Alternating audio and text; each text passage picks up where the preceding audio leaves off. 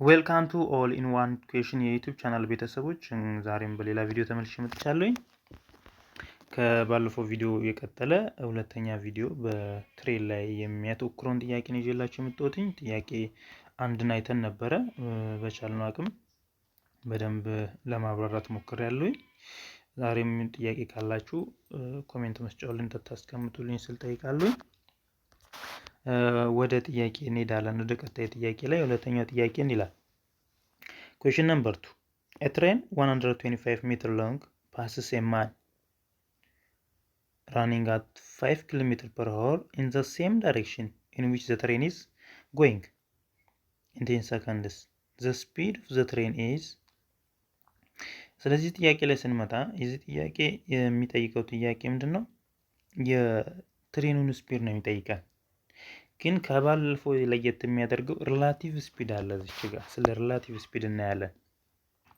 ሪላቲቭ ስፒድ ማለት ሁለት ነገሮች እየሄዱ ባሉበት ሰዓት ላይ የሚኖረው ሪላቲቭሊ የሁለቱ ስፒድ አንዱ ከአንዱ ያለው ስፒድ ልዩነት ማለት ነው። ኢን ዘ ሴም ዳይሬክሽን ሲሆንና ኢን ኦፖዚት ዳይሬክሽን ሲሆን ልዩነት አለው። ለምሳሌ ሪላቲቭ ስፒድ የሁለት ነገሮች ለምሳሌ እዚህ ጋር የትሬንና ማን ነው የሚለው ማኑም እየተንቀሳቀሰ ነው፣ ትሬኑም እየሄደ ነው። ስለዚህ ሁለቱም እየሄዱ ያሉት በተመሳሳይ ዳይሬክሽን ላይ ከሆነ አንደኛውን ስፒድ ከአንደኛው ስንቀንስ የምናገኘው ሪላቲቭ ስፒድ ነው። ምክንያቱም ሪላቲቭ ስፒድ ማለት ትልቁ ስፒድ ያለው ለምሳሌ እዚህ ጋር ከማንና ከትሬን ስንወስድ ትሬን ነው ትልቁ ስፒድ ያለው አይደለ? ስለዚህ ትሬኑ ከማኑ ያለው ሪላቲቭ ስፒዱ ማለት ከትሬኑ ስፒድ ላይ የማኑን ስፒድ ስንቀንስ የሚኖረው ስፒድ ነው ሪላቲቭ ስፒድ የምንለው ማለት ነው። ይሄ ኢን ዘ ሴም ዳይሬክሽን ሲሆን ኢን ኦፖዚት ዳይሬክሽን ሲሆኑ ግን ሁለቱ ስፒድ አድ ይደረጋል። በሪላቲቭ ስፒድ ፎርሙላ መሰረት ኢን ኦፖዚት ዳይሬክሽን ላይ ከሆኑ እየተጓዙ ያሉት ለምሳሌ አንደኛው ኖርዝ እየሄደ ሌላኛው ወደ ሳውዝ ከሆነ ግን ሪላቲቭ ስፒዳቸው አድ ነው የሚደረገው። ግን ሁለቱም ዘ ሴም ዳይሬክሽን ለምሳሌ ኢን ኖርዝ ዳይሬክሽን ላይ እየተጓዙ ከሆነ ግን የሁለቱ ስፒድ ላይ ማቀናነስ ስራ ነው የሚሰራው ከትልቁ ወደ ትንሹ ማለት ነው። ስፒዱን ማይነስ አድርገን ማስቀመጥ ስለማንችል አይደለ? ዳይሬክሽን ጥቆማም ስለሚሆን ዳይሬክሽን ደግሞ ለስፒድ ሳይሆን ስፒድ ያው ስካላር ኳንቲቲ ስለሆነ ማለት ነው። ስለዚህ እዚህ ጋር ሪላቲቭ ስፒድን እናያለን። ከዛኛው ትንሽ ለየት የሚለውን ፓርቲ ይሄ አንዱ እሱ ነው። ጥያቄው ጋር እንምጣ። ትሬን 125 ሜትር ሎንግ ትሬኑ ምን አለው? 125 ሜትር ቁመት አለው ይላል። አሴ ጊቨን ስንመጣ ሌንግዝ ኦፍ ትሬን 125 ሜትር ነው። ከዛ ማናል ፓስስ የማን ሰውየው እና ያለፈው ሰውየው እየተጓዘ ያለበት ስፒድ ምን አለ? 4 ኪሎ ሜትር ነው ማን ስፒድ። ስለዚህ ቪ ኦፍ ማን 5 ኪሎ ሜትር ፐር አወር የማኑ ስፒድ ነው ይሄ። ራኒንግ አት 5 ኪሎ ሜትር ኢን ዘ ሴም ዳይሬክሽን ነው። ኢን ዘ ሴም ዳይሬክሽን ሲሆን ሪላቲቭ ስፒዳቸው ማቀናነስ ነው ብዬ ነገራችኋለሁ። ስንሰራው እና ያለን ሶሉሽን ላይ which is the train is going ትሬኑ በሚሄድበት ዳይሬክሽን እየሄደ ያለው በስንት በ10 ሰከንድ 10 ሰከንድ ውስጥ ነው ፓስ ያደረገው ትሬኑ። ስለዚህ ታይም ኦፍ ትሬን ነው ያው 10 ሰከንድ። ስለዚህ ትሬኑ በ10 ሰከንድ ውስጥ ነው ይሄንን ማን በ5 ኪሎ ሜትር ፐር አወር እየተጓዘ ያለውን ሰውዬ ያለፈው ይልናል። ምን አይነት ሌንግዝ አለው? 125 ሜትር ሌንግዝ አለው ይላል። ስፒዱ ስንት ነው? ቪ ኦፍ ትሬን ስፒዱን ነው የጠየቀን። ስለዚህ ያሰ ጊቨን የተሰጡ ነገሮች ምን አሉ? ሌንግዝ ኦፍ ትሬን 125 ሜትር አለ። ቪ ወይም ደግሞ ስፒድ ኦፍ ማኑ 5 ኪሎ ሜትር ፐር አወር አለ።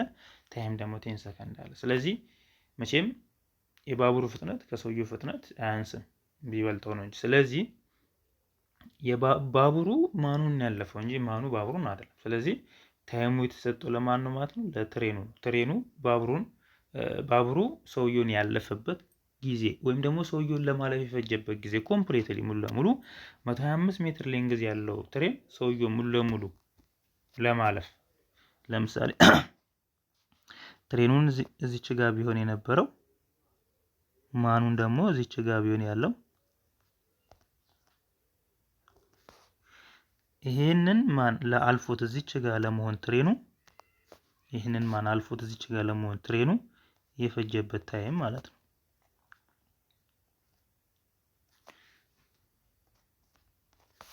የፈጀበት ታይም ነው 10 ሰከንድ ማለት። ስለዚህ ይሄ ባቡር ይሄን ሰውዬ ሙሉ ለሙሉ አልፎ እዚች ጋር ለመሄድ ይሄ ሰውዬም የተጓዘ ነው፣ ባቡሩም የተጓዘ ነው። ሰውዬው በስንት ነው? በ5 ኪሎ ሜትር ፐር ሃወር ስፒድ የተጓዘ ነው። ይሄም የራሱ የሆነ ስፒድ አለው። የምንፈልገውን ተፈላጊ ስፒድ እሱ ስለሆነ ማለት። ስለዚህ ይሄ ባቡር ከዚህ ሰውዬ ያለው ሪላቲቭ ስፒድ ስንት ነው ሰርተን እናገኛለን። ያ ሪላቲቭ ስፒድ ካገኘን በኋላ የትሬኑ ስፒድ ሲቀነስ የማኑ ስፒድ ሪላቲቭ ስፒድ ይሰጠናል ማለት ነው። ምክንያቱም እዚህም ዳይሬክሽን ላይ እየተጓዙ ስለሆነ ማለት ነው ያሉት። ስለዚህ ምንድነው ጥያቄያችን ትሬኑ ስለሆነ መጀመሪያ ሪላቲቭ ስፒዱን እናገኘው። ሪላቲቭ ስፒዱ እንዴት ነው የምናገኘው? ሪላቲቭ ስፒድ ማለት ትሬኑ 125 ሜትር ሎንግ ያለው በ10 ሰከንድ ውስጥ አለፈው ይላል። በ10 ሰከንድ ውስጥ። ስለዚህ ሰውዬው የተጓዘ ነው። ከሰውዬው አኳያ ያለው ሪላቲቭ ሌንግዝ ነው። አሁን ስፒድ ነው፣ ሶሪ ሪላቲቭ ስፒድ ነው። ይሄ 125 ሜትር ሲባዛ ሲካፈል ለ10 ማለት ነው። ቪ ኦፍ አር ኢዝ ኢኳል ቱ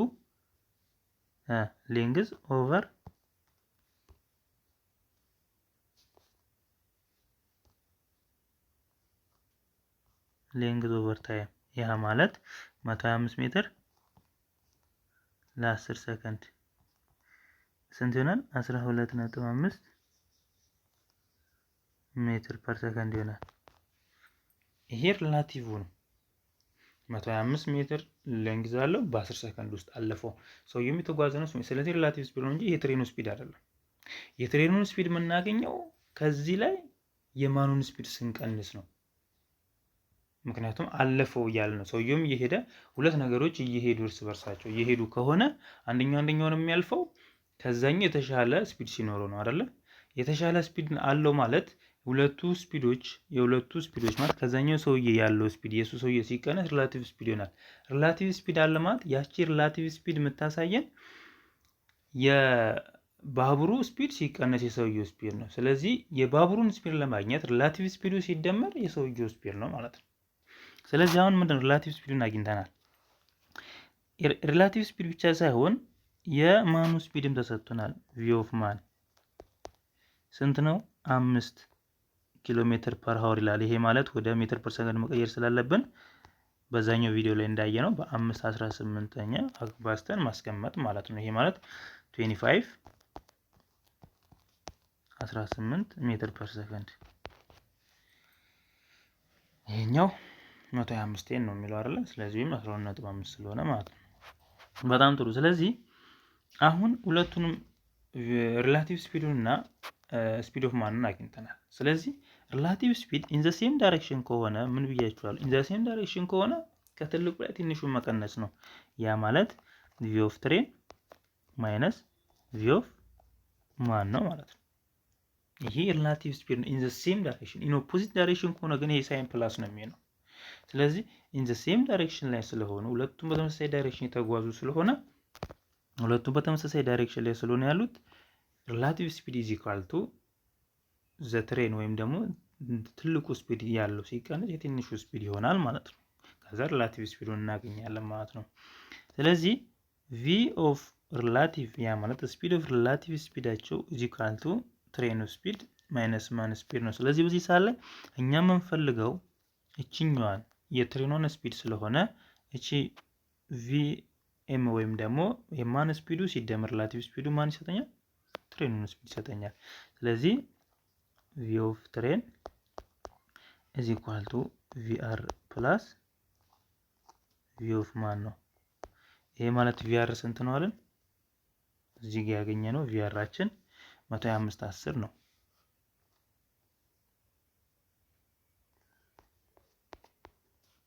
ሲደመር ቪ ኦፍ ማን 25/18 አይደለ? 5 times 5 over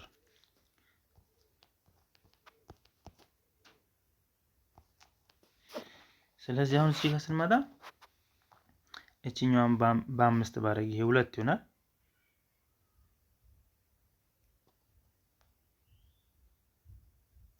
ማካፈል እንችላለን። ስለዚህ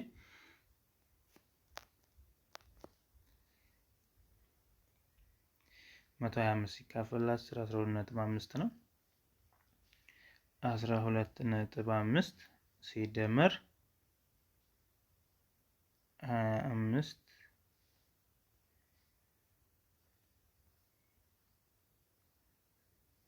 25 ሲካፈል 18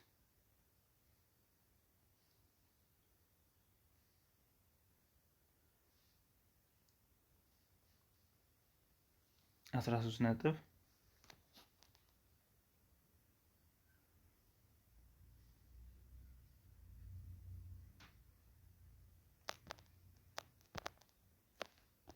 ነጥብ 8 አካባቢ ሜትር ፐር ሰከንድ ይሆናል ማለት ነው።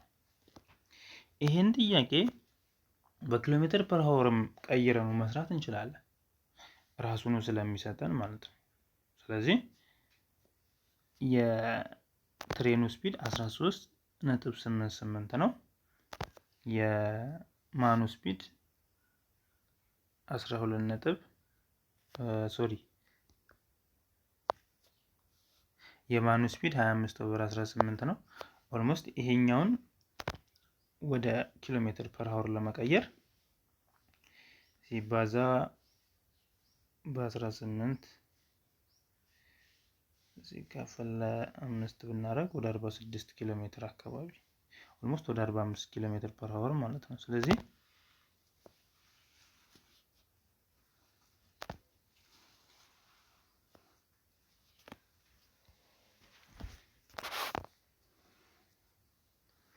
ስለዚህ የትሬኑ 125 ሎንግ ቁመት ያለው በ13.8 ሜትር ፐር ሰከንድ ከ5 ኪሎ ሜትር ኦልሞስት ወደ 40 ኪሎ ሜትር ነው ወደዛኛው ስንቀይረው።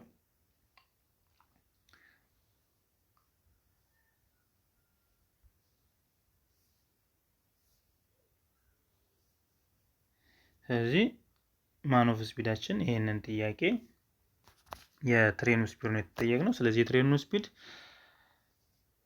13.8 ሜትር ፐር ሰከንድ አግኝተናል ማለት ነው። ስለዚህ ሪላቲቭ ስፒድ የምንለው ሁለት ነገሮች የተንቀሳቀሱ ከሆነ ነው። ይሄ ሰውዬ ግን ሳይንቀሳቀስ ቆሞ ቢሆንስ? ቆሞ ቢሆን ሪላቲቭ ስፒድ የለም፣ ዜሮ ነው። ምክንያቱም ሪላቲቭ ስፒድ ከትሬኑ ስፒድ ጋር ዘሴም ስለሚሆን፣ ምክንያቱም የትሬኑ ስፒድ ብቻ ስለሚለካ ሪላቲቭ ስፒድ የምንለው ነገር አይኖርም። ስለዚህ ሪላቲቭ ስፒድ የምንለው እዚህ ጋር ሁለት ነገሮች የተንቀሳቀሱ ሙቭ እያደረጉ ከሆነ ነው፣ ማለት በጉዞ ላይ ካሉ ብቻ ነው። ስለዚህ በጉዞ ላይ ሆነው ኢን ዘ ሴም ዳይሬክሽን ከሆነ ማይነስ እናደርጋቸዋለን። ምክንያቱም አንዱን ከአንዱ ስንቀንሰው ነው አንደኛው ከአንደኛው በምን ያህል ሪላቲቭ ማለት ማነጻጸር ስለሆነ ትሬኑ ከባቡሩ ያለው ስፒድ እንደማለት ነው። ስለዚህ ትሬኑ ከባቡሩ ያለው ስፒድ በ45 ይበልጠዋል ነው። ኦልሞስት 45 ኪሎ ሜትር ስፒድ ይበልጠዋል። ምክንያቱም 5 ኪሎ ሜትር ፐር አወር ነው የሚለው የማኑ የትሬኑ ስፒድ ደግሞ 50 ኪሎ ሜትር ነው። ስለዚህ 50 ኪሎ ሜትር ሲቀነስ 5 ኪሎ ሜትር ፐር አወር ኦልሞስት 45 ኪሎ ሜትር ፐር አወር ሪላቲቭሊ ይበልጠዋል የማኑን ስፒድ ማለት ነው። ምክንያቱም ካልበለጠው በስተቀር በዛ ሊሄድ አይችልም። ለምሳሌ ይሄ ቆሞ ቢሆን ብለን ብናስበው ባቡሩ ሰውየው ቆሞ ቢሆን ስቴሽነሪ ላይ ሆኖ ቢሆን ኖሮ ባቡሩ ሰውየውን ለማለፍ የሚፈጅበት 10 ሰከንድ አይሆንም። እየተጓዘ ያለው በዚህ በ45 ኪሎ ሜትር ወይም በ50 ኪሎ ሜትር ፐር አወር ቢሆን 9 ሰከንድ ብቻ ነው የሚፈጅበት። 10 የነበረውን አንድ ይቀንስለት፣ ምክንያቱም ስቴሽነሪ ስለሆነ። በ10 ሰከንድ እንኳን ይጨርሰው ካልን ደግሞ ስፒዱ 50 ሳይሆን በ45 ኪሎ ሜትር ፐር አወር ነው ማለት። በ45 ኪሎ ሜትር ፐር አወር ከሆነ በ10 ሰከንድ ውስጥ ያልፏል።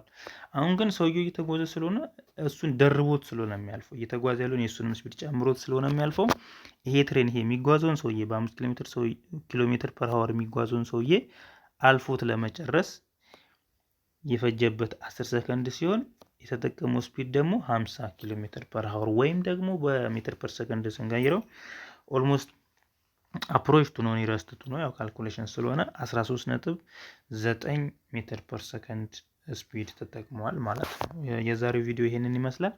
በሌላ ቪዲዮ እስክንገናኝ ሰላማችሁ ይብዛልኝ ባይ